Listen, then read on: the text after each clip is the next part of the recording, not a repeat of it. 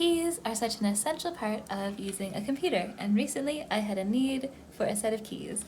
This is actually a different keyboard than my main one, but I got this one for several reasons, and I'll tell you why. So this is an HP keyboard, and it's the full-sized board. It's also very the raised set of keys. My normal keyboard is a low-profile one, but this one you can see has a bit of a raised depth there. And that is really nice. The experience of typing on it is really smooth.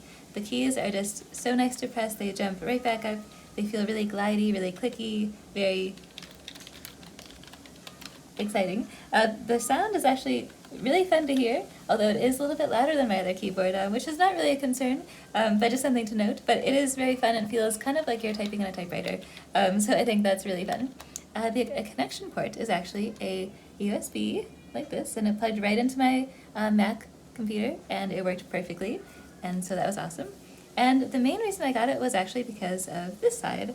This is the additional side, the extension that has the number keypad and all these extra buttons, and of course the arrow keys. I got this mainly because I was buying some kind of more classic games on GOG, and a lot of them kind of require a different set of keys for their controls. I wasn't really able to remap the controls, so I thought one way to be able to play these in the full experience would be to have a keyboard that has its own dedicated number pad. And this has really been a breeze and helped so much in playing these games, and so I think it's been worth the investment for sure, because that has just been so nice. And of course, as the keyboard on its own is very nice too, so I think it was an excellent find. The build quality, like I said, beautiful. These keys feel so nice. It's set up great.